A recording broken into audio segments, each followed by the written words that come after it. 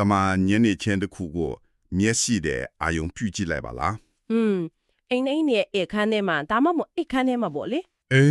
နေ့စဉ်မြင်နေကြမြင်ကွင်းမျိုးပေါ့ ဟုတ်တယ် ကလေးတွေကတစ်ဖက်မှာရှိနေမယ်အိယာဝင်ဟိုပြင်ဆင်နေတဲ့အချိန်မျိုးဖြစ်နိုင်တယ်လေအင်ကအမျိုးသမီးတွေကတော့ကွန်ပျူတာစကရင်ကထွက်တဲ့အလင်းအောင်ဖျော်လေးအောင်မှာအလုပ်တစ်ခုခုကိုအာယုံစိုက်ပြီးလုပ်နေကြတယ် ဟုတ်ကဲ့ အပြင်ပန်းကကြည့်လိုက်ရင်အရာအလုံးကတိတ်ကိုယိုရှင်းပါတယ်ကျွန်တော်တို့နေ့တိုင်းကြုံတွေ့ဖြတ်တန်းနေရတဲ့အင်မတန်မှလုံခြုံနှွေးထွေးလာပါတယ်ဆိုတဲ့ဟိုလီမိသားစုဘဝရဲ့လှုပ်ရိုးလှုပ်စင်မြင်ကွင်းတစ်ခုပေါ့ မှန်ပါတယ် ဒါပေမဲ့ဒီလိုအေးချမ်းတဲ့မြင်ကွင်းလေးကတကယ်တော့ကျွန်တော်တို့ကိုလှည့်စားထားတယ်ဘယ်လိုခေါ်မလဲကိုယ်တိုင်ဖန်တီးထားတဲ့မြက်လက်ပြကွက်တစ်ခုတက်တက်တာဖြစ်နေမယ်ဆိုရင်ရော အဲ့ဒီရှူထောင်းကနေစတင်ချန်ကတ်တာအတော်လေးထိရောက်တယ်နော်ဘာဖြစ်လို့လဲဆိုတော့လူသားတွေဟာကိုယ်တိုင်ဖန်တီးထားတဲ့လုံခြုံမှုဆိုတဲ့ပတ်ဝန်းကျင်လေးထဲမှာပိတ်မိနေတတ်ကြလို့ပါ ပြီးတော့အဲ့ဒီပိတ်မိနေတာကိုပဲတာယာမှုတစ်ခုလို့ထင်မှတ်တကြတယ်လေဆိုတော့ဒီအနေဆွေးနွေးမဲ့အကြောင်းအရာကလည်းအတိအကျကိုအဲ့ဒီအချက်ကိုပဲဥတည်နေတာပါ ဟုတ်တယ်ဆရာမောင်တာနိုးပြုစုထားတဲ့ကြပြပရိဒါလီဆောင်းထဲကနေကြပြဆရာမမဲဂျီရီကင်းရေးဖွေထားတဲ့ကြပြတပုတ်ရဲ့အနှစ်သာရကိုကျွန်တော်တို့ဒီကနေ့ဖြည့်ထွေးကြည့်ကြမှာလေ ဒါပေါ့ဒီကြပြကအမတန်နဲ့နဲတဲ့ဗုဒ္ဓဘာသာတသနာတွေဖြစ်တဲ့မာယာနောက်ပြီးလက်စားမှုနဲ့အဝိဇ္ဇာဆိုတဲ့သဘောတရားတွေကိုတည်တည်ချာချာပုံဖော်ထားတာပါ ဘုန်းကြီးကျောင်းဒီတရားစခန်းဒီစီမသွားပဲနဲ့ပေါ့ ဟုတ်ပါတယ်ကျမတို့ရဲ့အခန်းတွေကွန်ပျူတာစာပွဲတွေနဲ့နေ့လည်စာစာပွဲတွေပေါ်ကိုတိုက်ရိုက်ဆွဲတင်လာတာဖြစ်ပါတယ် ဆိုတော့ဒီကြပြရဲ့အသက်သွေးယောကအဲ့ဒီနေ့စဉ်ဘဝရဲ့ရိုးရှင်းမှုတွေထဲမှာပုံွယ်နေတဲ့အမှန်တရားတွေကိုဆွဲထုတ်ပြတာပဲလို့မြင်မိတယ်ကြပြရဲ့အစပိုင်းကိုကြည့်ရင်အမျိုးသားတွေကအဲ့ရထဲမှာကလေးတွေကိုစောင့်နေကြတယ် ဟုတ်တယ် မျိုးသမီးတွေကကွန်ပျူတာကီးဘုတ်ကိုပရိတေလိုအတန်မီအောင်ရိုက်နေကြတယ်ဒီမြွန်ဝင်းကတာမန်ပါပဲ ဒါပေမဲ့အဲ့ဒီလောက်ရက်တည်းရဲ့နောက်ွယ်ကစိတ်ပိုင်းဆိုင်ရာတွန်းအားတွေကိုစမ်းစစ်ကြည့်တဲ့အခါအတော်လေးတုံ့လို့ဆရာကောင်းတဲ့အမှန်တရားတစ်ခုကိုတွားတွေ့ရတယ်လေ ဒါပေါ့ဥပမာကလေးတွေကတကယ်တမ်းကျတော့စောစောအိယာဝင်ကျင်ကြတဲ့သူတွေမဟုတ်ဘူးသူတို့အိယာဝင်ဖို့တွန်းအားပေးနေတာဟိုလူကြီးတွေရဲ့စီးမြင့်တစ်ခုတက်တက်ပဲ မှန်တယ်အဲ့ဒီလိုပဲကွန်ပျူတာရှေ့မှာအလုပ်လုပ်နေတဲ့အမျိုးသမီးတွေဟာလည်းသူတို့ရဲ့အလုပ်ကိုတကယ်နစ်နစ်ကာကာပြောင်းမွေနေကြတာမဟုတ်ဘူးပေါ့ ဟုတ်ကဲ့ရိုက်နေတဲ့ keyboard တန်တွေက print ပီတန်တွေလိုပဲအလောအလျောက်ထွက်ပေါ်နေတဲ့အတန်တွေဖြစ်နေတယ် ဒီနေရာမှာပရိမီတန်ဆိုတဲ့တင်စားချက်ကအင်မတန်အားကောင်းပါတယ်ပရိတီအော်မီနေတာဟာဘာရည်ချက်မှကြီးကြီးမားမားပေါင်နေရမဟုတ်ဘူးလေ ။အော်အလိုလျောက်မြည်နေတာမျိုးလား ဟုတ်တယ်ဒါသူရဲ့ဇီဝကမ္မဖြစ်စဉ်ရအလိုရောက်ဖြစ်ပေါ်နေတဲ့ຢာတစ်ခုပါထုံနည်းတူဆိုတာပဲလူတွေနေ့စဉ်လောက်ကင်နေတဲ့အလုပ်တွေကွန်ပျူတာရှင်းမှာချိန်ကုန်နေတာဟာလေဘဝရဲ့တကယ်ရည်ရွယ်ချက်အစစ်မှန်ကိုရှာဖွေတွေ့ရှိလို့လုပ်နေတာမဟုတ်ဘူးလေ ။ဆိုတော့လူရလို့စင်စိတ်ရင်စရာကြီးတစ်ခုလို့လဲပတ်နေလို့သာလိုက်ပါစီမျိုးနေကြတယ်ပေါ့ ဒီကြပါတယ်ဗုဒ္ဓဘာသာတသနာမှာတော့ဒါကိုအဝိဇ္ဇာလို့ခေါ်ပါတယ် ။အဝိဇ္ဇာ ဟုတ်တယ်အဝိဇ္ဇာဆိုတာရိုးရိုးရှင်းရှင်းမတိတာမျိုးမဟုတ်ပါဘူးအမှန်တရားတနည်းအားဖြင့်တစ္ဆာတရားကိုမတိမြင်နိုင်အောင်ဖုံးကွယ်ထားတဲ့အရာပါမိသားစုဘဝဆိုတဲ့ပုံတေကချက်အခွန်ကြီးကိုတည်မြဲအောင်ထိန်းသိမ်းဖို့အတွက်လူတွေဟာကိုယ်တိုင်တော့မတိလိုက်ပေအဲ့ဒီအဝိဇ္ဇာဖန်တီးထားတဲ့စက်ဝိုင်းထဲမှာလက်ပတ်နေကြရတာပါ အဝိဇ္ဇာဆိုတာကိုရိုးရိုးမသိတာမဟုတ်ပဲဖုံးကွယ်ထားတဲ့အရာလို့ပြောလိုက်တဲ့အတွက်ဟိုလေခေါင်းထဲမှာတွေးတခုဖြစ်ခနဲ့ဝင်လာတယ် ။ဘာများလဲရှင် လူတွေဟာတိတာထင်ရှားတဲ့ဒုက္ခတွေကိုရှောင်လွှဲဖို့အတွက်မတိမတာဒုက္ခပေးနေတဲ့လှုပ်ရိုးလှုပ်စင်နေတဲ့မှာကိုတမင်သွားလောင်ပိတ်ထားသလားလို့တွေးစရာဖြစ်လာတယ် ။ဟုတ်တယ်ဟုတ်တယ် ဒါကိုမှတစ်ခုနဲ့ပြောရရင်ဇက်ကုံပေါင်ကတရုတ်ဆောင်နေလို့ပေါ့ပြည့်စက်တစ်ခုမှနေတိုင်းပါဝင်တရုတ်ဆောင်နေရလွန်လို့အချိန်ကြာလာတဲ့အခါကွာတရုတ်ဆောင်နေတာပါလားဆိုတာကိုတော့မေးသွားပြီးအဲ့ဒီဇက်ကောင်ရဲ့ဘဝကိုတကယ်လက်တွေ့ဘဝအဖြစ်ထင်မှတ်သွားဘလို့မျိုးလေ ။အဲ့ဒီဥမာရန်ကောင်းတယ်။ကွန်ပျူတာကို print တီလို့အတန်ထွက်အောင်ရိုက်နှိပ်နေတယ်ဆိုတာကအဲ့ဒီဇက်ထဲကအလို့ချက်ထားတဲ့ dialogue တွေကိုရွတ်ဆိုနေရနဲ့တူနေတာပေါ့ ဆိုတော့ခေတ္တအလုတ်ခွန်နဲ့မိသားစုဘဝဆိုတာတွေကအဝိဇ္ဇာရဲ့ခင်မီစံတက်ထားတဲ့ပုံစံကွယ်အတိတ်တွေဖြစ်နေပြီလို့တော့ကောက်ချက်ချလို့ရနိုင်မလား ။ဒီကောက်ချက်ကအတော်လေးနတ်ပါတယ်။လူသားတွေဟာဘဝရဲ့နှဆိုင်တဲ့အတိတ်ပဲမဲ့မှုဒါမှမဟုတ်ခိတီမှုဆိုင်ရာပူပန်ထောကတွေကိုရင်မဆိုင်ရတဲ့အခါ အဲ့ဒီခံစားချက်တွေကိုဖုံးခွဲဖို့အကအခွဲတွေတိဆောက်ကြတယ်လေ အလုပ်တွေတာဝန်တွေလိုရိုးလို့စင်တွေဆိုတာမျိုးပေါ့ မှန်ပါတယ်ကီးဘုတ်ခောက်တန်တွေကစူညံနေလေအတွေးစိတ်ထဲကမဲခွန်းထုတ်တန်တွေကိုဖုံးလန်းသွားလေပါပဲအပေါ်ရံမှာတော့အလုတ်လုံးနေတယ်တာဝန်ကြီးနေတယ်မိသားစုကိုဆုံးရှုံးနေတယ်လို့ထင်ရပေမဲ့အဲ့ဒါတွေအားလုံးဟာအမှန်တရားကိုမမြင်အောင်ကြွယ်ထားတဲ့မာယာအတီးပါပဲ အဝိဂျာနဲ့မာယာဆိုလိုတာကတွန်တွဲနေတာပေါ့ ဒါပေါ့အဝိဇ္ဇာနဲ့မာယာဆိုတာဒီငါးပြားတစ်စက်ရဲ့ခေါင်းနဲ့ပန်းလို့တွန်တွဲနေတာကိုဒီနေရာမှာရှင်းရှင်းလင်းလင်းမြင်နိုင်ပါတယ်မတိမြင်မှုကြောင့်လှည့်စားမှုတွေဖန်တီးတယ်လှည့်စားမှုတွေရှိနေလို့လေအမှန်တရားကိုပိုးပြီးမတိမြင်နိုင်ဖြစ်သွားရတာပါ အဲ့ဒါဆိုရင်အဲ့ဒီစူညံနေတဲ့ပြားရခတ်နေတဲ့နေခင်းဘက်ဖြစ်စကြီးပြီးသွားတဲ့အချိန်ကိုဆက်သွားကြည့်အောင်လေညနေစီးစားအချိန်ရောက်လာတဲ့အခါအရာအလုံးကပြောင်းလဲသွားတယ် ညနေခင်းပေါ့ ဟုတ်တယ်အိမ်ဟာပန်းချီကလုံးငိန်စိတ်နေတယ်လို့ကြပြမှာအသက်သွင်းထားတယ်ပြီးတော့လမင်းကြီးကမိသီးတွေလို့နားခိုနေတဲ့သူ့ရဲ့သားသမီးတွေဖြစ်တဲ့ကြဲကလေးတွေကိုခေါ်တဲ့တကက်ကိုရင်သက်ချူမိုးဖွယ်လာပါတယ်မြင်ကွင်းလေးပါ ဟုတ်ကဲ့ ဒါပေမဲ့ဒီအချက်နဲ့ပတ်သက်ပြီးနင်းနေတော့ sorry ကတက်ချင်တယ်အလုပ်တွေကိုပင်ပန်းပြီးတဲ့နောက်အင်ကိုပြန်ရောက်ချင်းဆိုဖာပေါ်မှာထိုင်ချလိုက်တဲ့အချိန်မှာရလာတဲ့အေးချင်မှုတိတ်ဆိတ်မှုအဲ့ဒါကတကယ်လက်တွေ့ခံစားရတဲ့အနားယူမှုလို့မဆိုနိုင်ဘူးလားဘာကြောင့်ကြပြဆရာကတားကိုတောင်မှလှည့်စားမှုတစ်ခုမာယာတစ်ခုလို့စက်ပြီးသတ်မှတ်ရှင်နေရတာလဲ အဲ့ဒီလိုခံစားရတာအလွန်တဘာဝကြပါတယ်တနေကုန်ရုန်းကန်လုံးရခဲ့ရတဲ့လူတယောက်အတွက်ညနေခင်းရဲ့တိတ်ဆိတ်မှုဟာတကယ်ဆူလာတစ်ခုလို့ထင်ရတာပေါ့ ဟုတ်တယ်လေ ဒါပေမဲ့ပန်ချီကားလုံးကျင်းစိတ်နေတဲ့ဆိုတဲ့တင်စားချက်ကိုတေချာပြန်လဲစမ်းစစ်ကြည့်ဖို့လိုပါတယ်ပန်ချီကားဆိုတာဘလို့အရာမျိုးလဲအယောင်အတွေးတွေစုံလင်တယ်ကြည်ကောင်းတယ်ဒါပေမဲ့အသက်မိုးဝင်ဘူး ရတတ်နေတာကိုဆိုလိုတာလား ဟုတ်ပါတယ်သူကအချင်းတစ်ခုစာကိုအေးခဲထားတဲ့အရာတစ်ခုသက်ပါတကယ်လက်တွေ့ဘဝတကယ်တဘာဝတရားဆိုတာကအမြဲတမ်းပြောင်းလဲလှုပ်ရှားနေတာရွေ့လျားနေတာဖြစ်ပါတယ်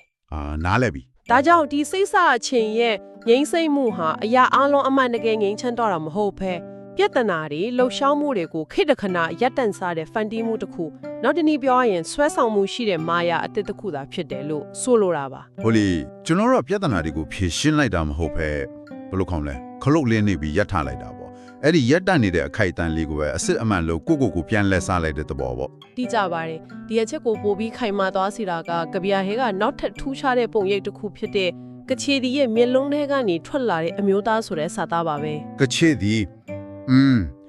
အဲ့ဒီအပိုင်းကဘာကိုဆိုလိုတာလဲ ဒီတင်စာချက်ဟာအလွန်နဲ့နဲပါတယ်ကချေဒီဆိုတာပရိသတ်ကိုဆွဲဆောင်ဖို့အတွက်အလားအပါးနဲ့ဟမှန်တွေကိုဖန်တီးပြသတဲ့ဖြိုပြီးသမားလေး ဟုတ်တယ် သူမရဲ့ပြုံးရွှင်နေတဲ့မျက်လုံးဆိုတာဟာတကယ်အတွင်းစိတ်ကပျော်ရွှင်မှုဟုတ်ချင်မဟုတ်ပါလိမ့်မယ်ဒါကမဲ့အဲ့ဒီအမျိုးသားကအဲ့ဒီဖန်တီးထားတဲ့ဟန်ဆောင်ထားတဲ့အလားအပတနည်းအားဖြင့်မာယာကိုအမှန်တကယ်လို့ထင်မှတ်ပြီးအပြည့်အဝဆွဲလောင်းတာရနေတာကိုညွှန်းဆိုနေတာပါ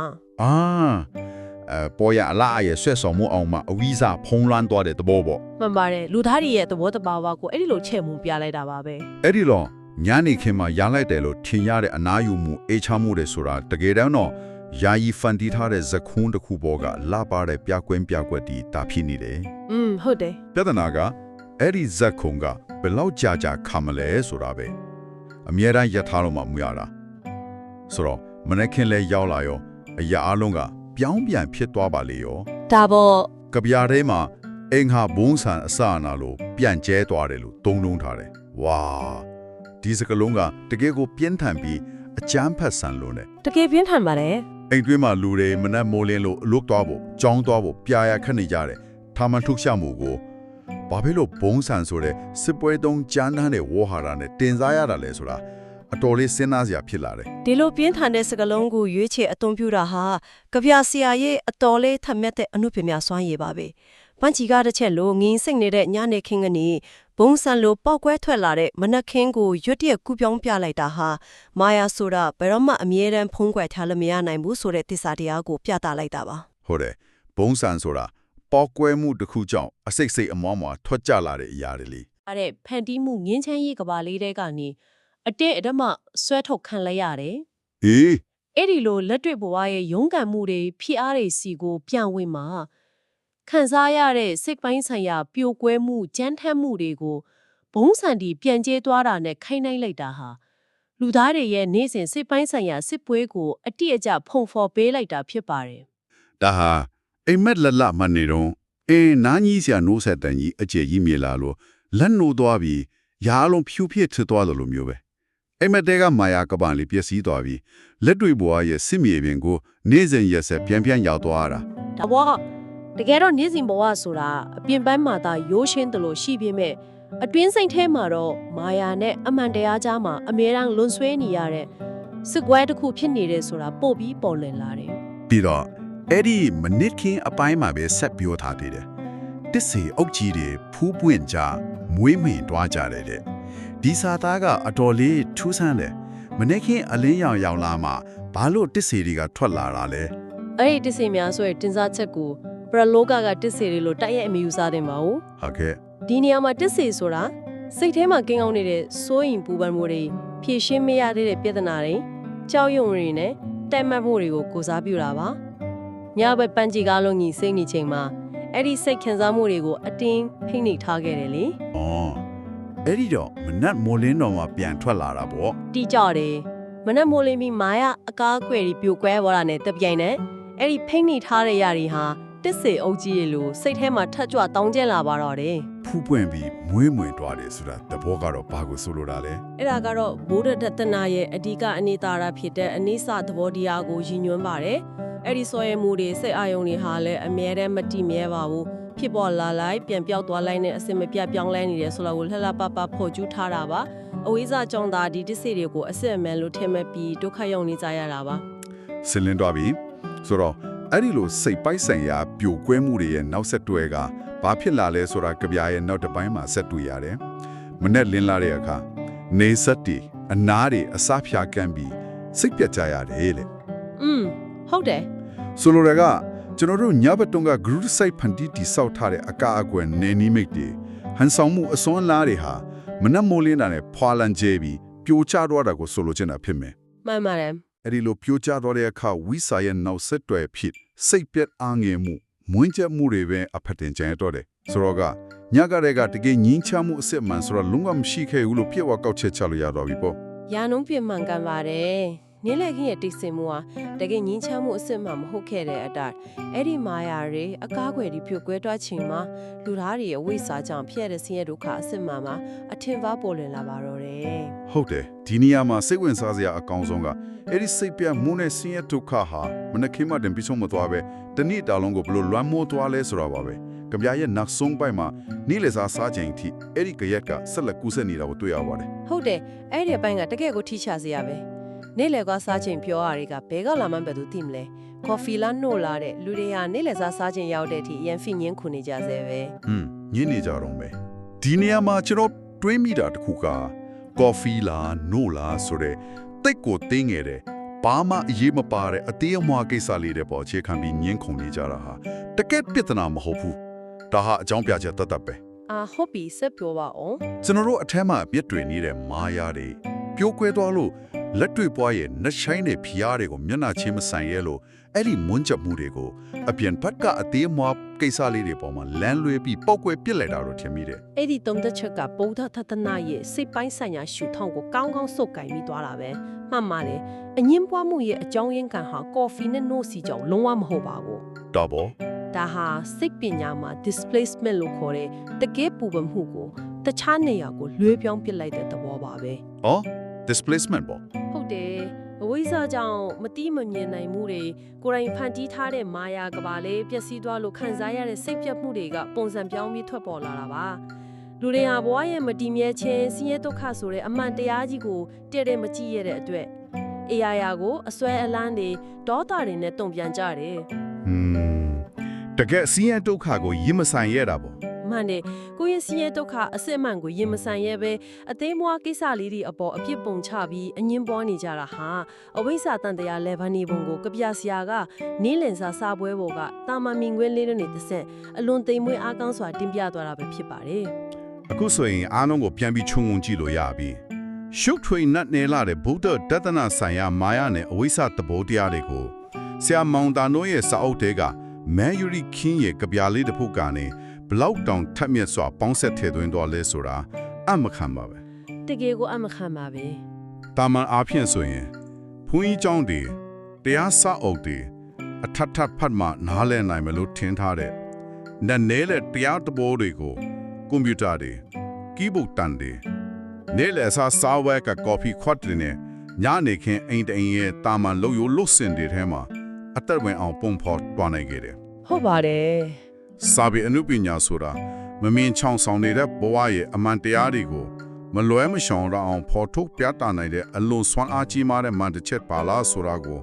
ဒီဆွေးနွေးမှုက